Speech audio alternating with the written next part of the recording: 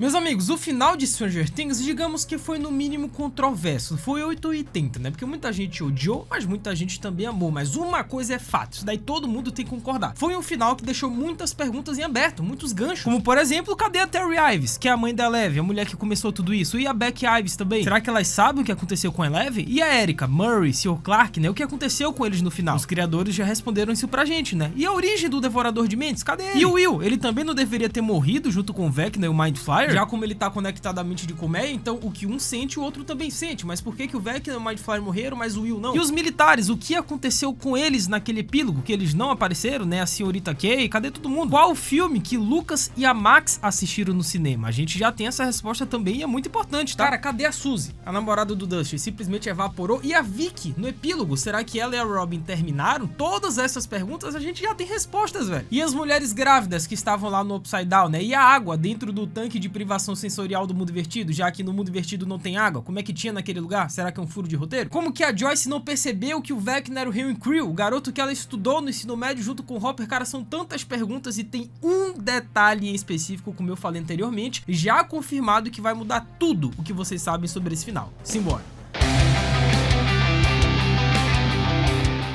Hello, my friends, Geek na voz. E cara, assim que terminou o epílogo, assim que terminou a temporada, obviamente eu fiquei muito emotivo, né? São 10 anos acompanhando, mas rapidamente me veio algo na cabeça, porque eu jurava que ela iria aparecer. Ela tava assumida desde a segunda temporada e ela é importante, que é a Terry Ives, a mãe da Eleven. Cara, isso beira a negligência narrativa. Essa mulher não apareceu, é um absurdo. E não dá pra fingir que isso é um detalhe pequeno, porque não é. A gente tá falando da origem de tudo, da mulher cujo sofrimento deu início a essa história inteira, né? Mano, cadê a Terry Ives? Ela não morreu, ela não foi apagada da linha do tempo, ela está viva, do jeito dela, né, ilimitada, presa naquele estado causado justamente pelos experimentos que criaram a Eleven, mas ainda assim ela tá viva. E nenhuma menção direta a Terry Ives, além daquela cena muito curta, né, nenhuma consequência emocional. E é difícil, né, digerir isso quando pensamos no peso do que aconteceu no final da série. A Eleven supostamente se sacrificou, ou desapareceu, ou fugiu pra nunca mais ser encontrada. Seja qual for a interpretação, estamos falando do possível fim da filha da Terry Ives, que passou a vida inteira tentando encontrar, cara. A mulher que repetia frases quebradas, números, palavras soltas, tudo porque sua mente foi destruída tentando proteger e recuperar a própria filha, né? E a série simplesmente ignorou a Terry Ives, né? Nem sequer deu um oi, né? Tipo, ó, gente, a Terry Ives, o Beck, então, sobre a Eleven, aconteceu isso, sobre a Eleven, ela fugiu, ou então ela morreu, a gente não teve uma notícia dessa mulher e ela tá viva. Pô, a galera retornou a Kali da segunda temporada, trouxe de volta essa personagem, porque não trouxe a Terry Ives só pra dizer um oi? E em um final tão preocupado em fechar ciclos, né? Steve, Jonathan, Hopper, Joyce, Mike, Lucas, cara, como é possível que a Terry Ives fique completamente fora dessa equação? A gente não tá falando de uma personagem secundária qualquer. Terry Ives é o símbolo mais cru da violência do projeto MK Ultra dentro do universo da série. Ela é a prova viva de que o trauma não ficou restrito às crianças com poderes. Ele se espalhou, destruiu famílias, cara. Se a Eleven morreu, a Terry merecia saber. Se a Eleven fugiu, a Terry merecia pelo menos a dúvida, né? Agora, outra ponta solta que talvez tenha sido, eu acho que a maior ponta desse último episódio, tirando obviamente o desaparecimento da Eleven, que é o Mind Flayer, o Devorador de Mentes. Gente, qual a origem desse bicho? Onde que tudo começou? Porque beleza, a gente teve a origem do Henry Creel, mas e a do Mind Flayer? E o Devorador de Mentes? Aquelas partículas, né? O abismo?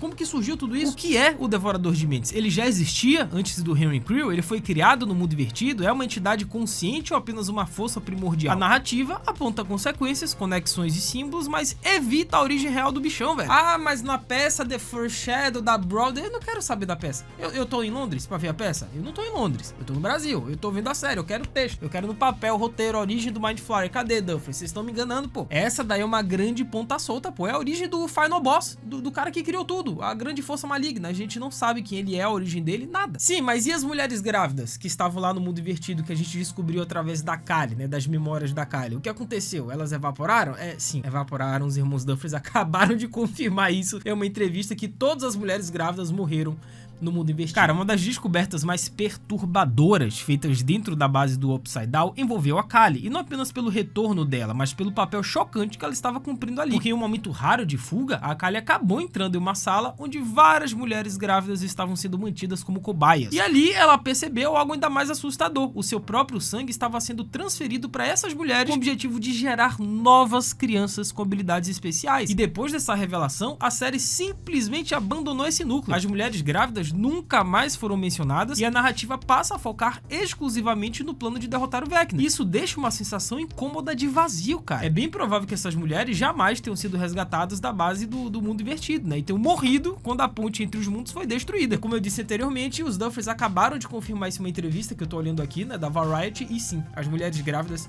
todas elas morreram. Triste. Sim, mas aí agora a gente tem outra ponta que na verdade não é bem uma ponta, é talvez um furo de roteiro, que é a água dentro do tanque de privação sensorial lá da Eleven nesse último episódio. Gente, que eu saiba, posso estar enganado, vocês podem me corrigir, que eu saiba, não existe água no mundo invertido, ou pelo menos a gente não viu ao longo de 5 temporadas, mas tinha água dentro daquele tanque. Para alcançar o Vecna, a Eleven precisava acessar a sua mente, e isso exigia o uso da câmera de privação sensorial. E até aí tudo bem, né? Só que a surpresa veio, né? Como eu disse, quando a gente descobriu que essa câmera também existia no mundo invertido. Só que como aquele mundo é uma réplica congelada de Hawkins, né, em 6 de novembro de 83, faz sentido que o laboratório estivesse lá, beleza. O que não faz tanto sentido é o estado do tanque, né? Ele estava não apenas intacto, mas cheio d'água, velho. Isso entra em conflito direto com algo já estabelecido. O mundo invertido não existe água. Lagos, poças, reservatórios aparecem completamente secos ao longo da série, mas ainda assim o tanque estava cheio e com uma água surpreendentemente limpa, né? A série nunca explica essa contradição, né? Deixando a impressão de que a conveniência narrativa falou mais alto. A pergunta que não quer calar de $1 milhão.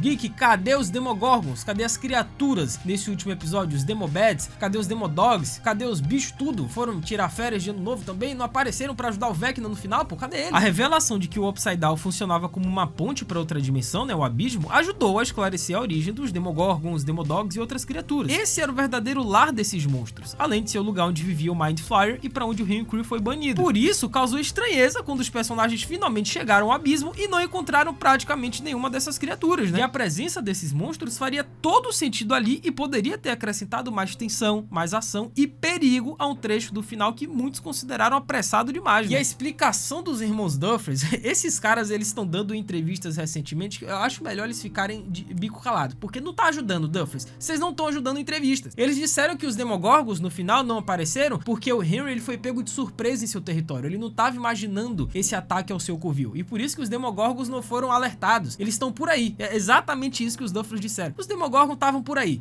Ah, pelo amor de Deus. Agora, o fato da Max se formar junto com a galera depois de ter ficado mais de um ano em coma, ausente da escola e dos estudos, é no mínimo questionável, tá? Eu passo um pouco de pano porque essa menina sofreu demais, mas, gente, é uma conveniência de roteiro, assim, que quando você para pra analisar, é muito estranho. Será que a Max fez um supletivozão? Afinal, né, tem um salto temporal de 18 meses após a morte da Eleven, e o grupo se prepara pra formatura do ensino médio, que é um momento simbólico depois de tudo que eles enfrentaram. Só que o detalhe curioso, como eu disse, é que a Max se forma junto com a turma, naquele ano, 1989. Ela passou 18 meses em coma e ainda precisaria de um longo processo de recuperação. Além disso, a Max nunca foi apresentada como uma aluna exemplar, né? Então sua formatura pontual é improvável, cara. A explicação mais plausível é que houve uma certa flexibilidade, né, por parte da escola, considerando tudo o que Hawkins viveu nesses últimos anos, né? Mas ainda assim, fica mais um detalhe aí que a série preferiu simplificar para poder fechar a história de forma mais leve e otimista, né? E outra ponta solta que não foi respondida, e novamente os Duffers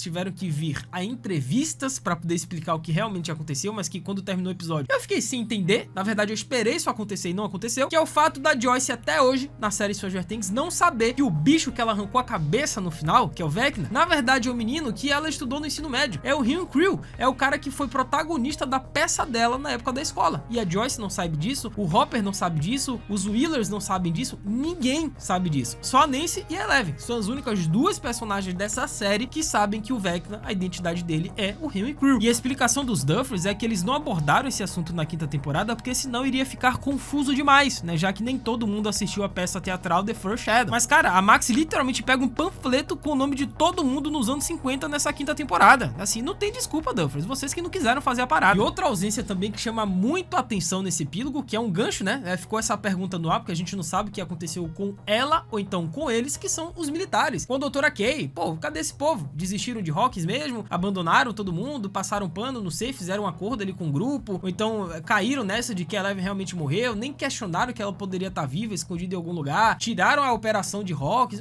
E aí? O que é que rolou com a operação do governo? Durante a temporada, né, os militares não são apresentados como uma ameaça secundária. Eles são ativos, organizados, são perigosos. Eles representam a continuação direta do legado do Brandon, né? Que é controle, experimentação, segredo de estado. E a doutora Kay surge como alguém fria, alguém estratégica, determinada a colocar as mãos na Eleven Eleven a qualquer custo. E mesmo assim, no epílogo, eles sumiram. Nenhuma investigação, nenhuma retaliação, nenhuma tentativa de encobrir a verdade, nada. É como se todo aquele braço do governo tivesse evaporado junto com o mundo invertido, né? E uma possibilidade é que pra eles o problema morreu com Eleven, né? Se a principal fonte de poderes, né, o ativo mais valioso, desapareceu na explosão, talvez não houvesse mais motivo pra continuar. Então, sem sangue infectado, sem portais ativos, sem sinais do abismo, o projeto simplesmente perdeu o valor estratégico, né? Mas, cara, essa explicação não resolve tudo, né? Porque o governo não funciona apenas como resultados, ele funciona com o controle da narrativa. E aí entra uma ausência ainda mais estranha que é a do Murray nesse final, pois ao longo da série, o Murray sempre foi o personagem que expõe conspirações, que conecta os pontos, que não aceita versões oficiais. Ele esteve presente, ele viu tudo, ele sobreviveu. Então por que a gente não viu nenhuma consequência disso? Nenhuma revelação pública, nenhuma tentativa de denúncia por parte do Murray, da Nancy, nenhuma matéria, nenhum vazamento, nenhum escândalo pro governo? Talvez eles até tenham tentado, né, expor toda a canalice, tudo que aconteceu nesses últimos anos em Hawkins, mas eles foram contidos. Chegaram a um acordo com a Doutora Kay, com o governo, com o Estado, ou então não quiseram mais tocar nessa ferida, né? Já teve a tragédia, já teve o trauma, então não vamos mais falar sobre isso. Pode ter acontecido, mas é uma pergunta que ficou. Os militares talvez conseguiram controlar a história, né? O terremoto, a reconstrução de Hawkins, os memoriais, tudo foi cuidadosamente enquadrado como uma tragédia natural. E nesse cenário, Murray pode ter sido silenciado, né? Pode ter desacreditado ou simplesmente ignorado. Não seria a primeira vez que a verdade morre por falta de ouvidos dispostos a ouvir, né? E por falarmos no governo, gente, cadê o Dr.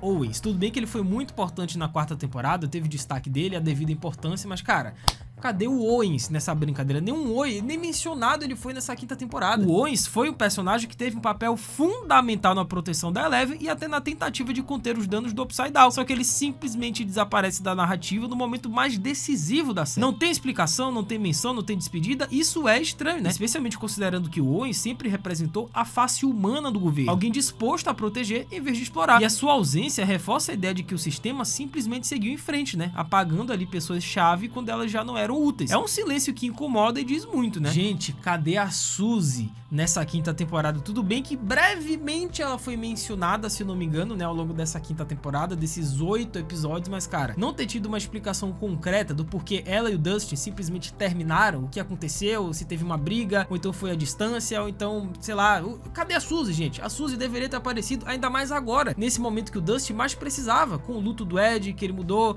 a personalidade, a Suzy ao lado dele seria importante. Cara, ela é uma lacuna sentida, né? Não apenas pela personagem em si, mas pelo que ela representa dentro da trajetória emocional do Dustin, né? Quando a gente olha com atenção, essa ausência da Suzy pesa muito mais do que aparenta, né? Porque durante a temporada final, o Dustin atravessa um dos arcos mais delicados da série. Ele ainda carrega o luto, né, pela morte do Ed, é uma perda que o marcou profundamente e mudou sua forma de enxergar o mundo. Ao mesmo tempo, a gente vê conflitos internos, momentos de amadurecimento forçado e uma relação diferente com Steve, né? Que deixa de ser apenas a figura cômica ou protetora, assumir um papel mais silencioso de apoio emocional. E nesse contexto, a ausência da Suzy se torna ainda mais estranha. A Suzy sempre foi apresentada como um porto seguro pro Dustin. Mesmo à distância, ela representava leveza, afeto e uma conexão com a parte mais inocente e esperançosa da série. E no episódio final, né, aquelas últimas cenas ali da formatura, né, que a menina vem falar com o Dustin e tudo mais, deu a entender que de fato os dois terminaram, que o Dustin simplesmente esqueceu da Suzy. Pois o Dustin, ele foi convidado, né, pra festa de formatura da Stacy e tem um flerte evidente entre os dois, né, mas ele não demonstra qualquer hesitação ou conflito interno. Não tem culpa, não tem resistência, não tem sequer uma missão, alguém que ele deveria estar esperando, né? E mais tarde, né, após o salto temporal, né, da formatura, o Dustin, ele aparece focado na faculdade, né, na vida acadêmica, seguindo em frente, novamente sem qualquer referência a Suzy, cara. E tudo aponta para um término, eles realmente terminaram. Agora, como isso aconteceu, não fazemos a menor ideia e a série não teve, ó, tá nem aí pra responder essa, mas eu tô aqui pra questionar. Outro ponto também muito estranho nesse epílogo é o desfecho da personagem da Robbie, mas não necessariamente a Robbie em si, e sim a conexão dela com a Vicky. Cadê a Vicky nesse epílogo? Ela sumiu, ela não apareceu. Será que ela e a Robin terminaram? Os Duffers novamente, gente, deram entrevista, acabaram de explicar o que realmente aconteceu com elas, né, de que, é ensino médio, a gente sabe que esses relacionamentos de ensino médio não costumam durar tanto tempo, né, pós-escola, e que eles se separam, cada um vai pro seu canto, né, amor de escola às vezes não se perpetua ao longo da vida, mas eles disseram que não, Lucas e a Max é diferente, eles têm uma conexão diferente, por isso caminhos que eles seguiram. Ah, Duffers, pelo amor de Deus, cadê a Vicky, velho? Pois durante a temporada, né, a construção entre Robbie e Vicky não foi jogada à toa, né? Foi cuidadosa, foi gradual, cheia de pequenos gestos, né, inseguranças e expectativas. A Robin, que sempre foi falante, caótica e emocionalmente transparente, passou a demonstrar algo diferente, uma vulnerabilidade. Ela não estava apenas flertando, ela estava se permitindo querer algo de verdade. E isso culmina naquela promessa simbólica, né, que é o jantar do Enzus. Esse detalhe não é pequeno, cara. O Enzus carrega um peso emocional dentro da série, né? A gente viu que no final, né, o Hopper pediu a Joyce em casamento no Enzus, mas, cara, o que custava uma cena logo depois ali da Robin com a Vicky, ou então, sei lá, dizer o que aconteceu, se as duas terminaram ou não. A gente tem uma pista nesse epílogo, né, uma fala da Robin quando ela tá lá na rádio, que dá a entender que as duas terminaram. É uma palavrazinha que ela fala, mas que dá a impressão que é isso. Porque durante o discurso da Robin na rádio, né, ela menciona parceiros dominadores no plural, né, em tom de ironia. E pra muitos isso sugere que o relacionamento com a Vicky terminou em algum ponto durante o salto temporal de 18 meses, né? Então não tem um drama explícito, não tem uma cena de despedida, apenas uma frase que deixa tudo subentendido, né? E talvez essa seja a intenção, né? Enquanto alguns personagens recebem finais claros e outros seguem caminhos previsíveis, a Vicky acaba representando aquilo que Stranger Things também é. Histórias que continuam fora de cena, longe dos holofotes, né? E outra ponta solta que ficou, que não é lá muito importante, mas a gente que é fã, a gente quer saber tudo que aconteceu ali no final, né? Cada perguntinha que eles deixaram, a gente quer resposta. É o filme que Lucas e a Max finalmente, após muito tempo de promessas, estavam vendo no cinema. E por que isso é importante? Porque os Duffers confirmaram o filme que eles estavam vendo, mas não deu tempo de mostrar em tela. E isso é importante, cara. Tem um significado grande esse filme. Afinal, mesmo com o foco da cena totalmente voltado para Max e Lucas e pro clima delicado, né, do reencontro entre os dois, os Duffers revelaram, né, em entrevistas ao Tudum da Netflix, que quase incluíram explicitamente o filme que eles estavam assistindo. E a escolha inicial tinha sido Ghost, cara, de 1990, né? Aquele romance sobrenatural icônico estrelado pelo Patrick Swayze, Demi Moore e a galera toda aí. Só que no fim das contas, decidiram que a cena iria funcionar melhor se o destaque permanecesse exclusivamente nos personagens. E segundo Ross Duffer, aquele encontro no cinema já vinha sendo prometido há muito tempo dentro da história. Então finalmente ver os dois ali, juntos, já era recompensador por si só, né? E o Matt Duffer, ele complementa dizendo que sim, o filme escolhido era Ghost, né? Só que um detalhe interessante é o contexto temporal, né? Porque apesar de Stranger Things ser fortemente associado aos anos 80, o salto de 18 meses no episódio final leva a narrativa já pro início dos anos 90. E o filme Ghost estreou nos cinemas em julho de 90, né? O que torna a escolha do filme perfeito e coerente com a linha do tempo. E outro detalhe interessante também é a voadora no like embaixo. Aproveita que temos uma última pergunta pra fazer, que você já sabe mais ou menos o que é. Deixa o like, se inscreve no canal, ativa o sininho, segue o Geek no Insta, @LucasMGeek, tá? Pra gente trocar essa ideia sobre Stranger Things e diversas outras séries.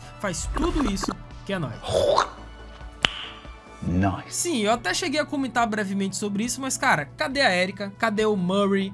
Cadê o Sr. Clark? O que aconteceu com esses personagens, velho? Qual o desfecho que eles tiveram? Nesse caso, convenhamos que nem todos os personagens de Stranger Things receberam um encerramento detalhado no episódio final, né? Isso fica ainda mais evidente quando a gente olha para figuras secundárias que sempre tiveram um papel importante no coração da série, né? Mesmo sem estarem no centro da trama. E entre eles estão a Erica, o Murray e o Clark. No caso da Erica e do Clark, tem um detalhe importante: eles ainda são parte do cotidiano de Hawkins. Enquanto os protagonistas caminham, né, pra vida adulta, esses personagens continuam ligados à escola, né, a um ambiente que sempre foi o ponto de partida de tudo. E sobre o Murray e o Sr. Clark, né, o Matt Duffer, ele comentou algo que diz muito sobre como os criadores enxergam esses caras. Ele destacou que gosta da amizade improvável que surgiu entre eles, né, o conspirador paranoico e o professor de ciências curioso e entusiasmado. Segundo o Matt, né, o Murray provavelmente continua envolvido em suas atividades excêntricas, vivendo à margem do sistema, né, sempre desconfiado, sempre pronto para poder enxergar algo que ninguém mais vê. Já o Sr. Clark, ao que tudo indica, segue fazendo exatamente aquilo que fez de melhor, que é ensinar, cara. E isso faz sentido, né? O Sr. Clark sempre representou o lado mais puro da curiosidade científica da série. Ele nunca precisou saber a verdade completa sobre o mundo vertido para poder cumprir o seu papel. No fundo, né, como o próprio Matt Duffer diz, ele ama educar as crianças. Ele é o adulto que inspira, que incentiva, que faz perguntas, né, que planta a semente. E o seu final não precisa de espetáculo, ele está exatamente onde sempre pertenceu, cara. Já a Erica Sinclair, né, os Duffers disseram em entrevistas que ninguém precisa se preocupar com a Erica, né, porque ela tá estudando, obviamente, e ela sabe se virar. É uma personagem forte, é uma personagem inteligente e que depois de tudo isso que ela viveu, não precisa se preocupar com a Erica porque ela sabe se virar sozinha. Palavras dos Duffers. E a pergunta que não quer calar, que é a grande incógnita desse epílogo, é o grande gancho que eles deixaram de forma proposital, obviamente, é a Eleven. O que aconteceu com ela? Ela realmente sobreviveu? A Kali conseguiu ajudar ela a fugir no final? Ou é tudo paranoia da cabeça do Mike? O Mike é esquizofrênico? Se existe um ponto que define o impacto emocional do final de Stranger Things, esse ponto é o destino da Eleven, né? A série constrói de forma deliberada a sensação de que ela morreu. A explosão, o silêncio, a ausência, tudo aponta para um sacrifício definitivo. Mas logo em seguida, a narrativa faz algo muito mais poderoso, né? Ela abre espaço para dúvida. É o Mike que introduz essa fresta de esperança. Ele cria uma teoria, quase fábula, sobre a Eleven ter escapado e ir para um lugar distante. E os próprios Duffers deixam claro que não existe uma resposta certa ou errada. O destino da Eleven foi pensado para permanecer ambíguo. Não porque faltava uma explicação, mas porque o significado do final não está no que aconteceu, e sim em como os personagens lidam com isso, né? O Matt Duffer, ele explica que a grande questão sempre foi encarar a realidade da situação da Eleven depois de tudo que ela viveu. Como alguém com aquele passado poderia levar uma vida normal? Como simplesmente voltar para Hawkins, para a escola, para uma rotina comum depois de tanta violência, abuso e responsabilidade? Essas são perguntas que a temporada inteira levanta, né? E que o Hopper propositalmente evita enfrentar. Ele ama a Eleven demais para aceitar essa possibilidade. Já o Mike, por outro lado, ele escolhe o caminho oposto, né? Ele é otimista do grupo, né? Sua teoria não precisa ser perfeita, ela precisa ser suportável. E o Ross Duffer, né, reforça que nunca existiu uma versão da história em que a Eleven estivesse com o grupo em Hawkins no final, né? Os criadores, ela representa algo maior, a magia da infância, o elemento extraordinário que não pode simplesmente ser normalizado, né? Tirar seus poderes ou reinseri-la na vida comum enfraqueceria tudo que ela simboliza, né? Para que Hawkins e o mundo invertido realmente chegasse ao fim, a Eleven precisava partir, não como punição, mas como conclusão natural de sua jornada, né? E o Matt Duffer ainda destaca um ponto crucial: se a Eleven estivesse viva em algum lugar, não haveria contato, nenhuma carta, nenhuma ligação, porque qualquer tentativa de reconexão colocaria tudo em risco, né? A única coisa possível é acreditar, e essa crença é o que mantém a Eleven viva emocionalmente dentro do grupo, né? Falta alguma outra ponta solta, alguma perguntinha que essa temporada final não respondeu? Comentei que eu vou ler e responder todo mundo. Essa até a próxima, valeu, falou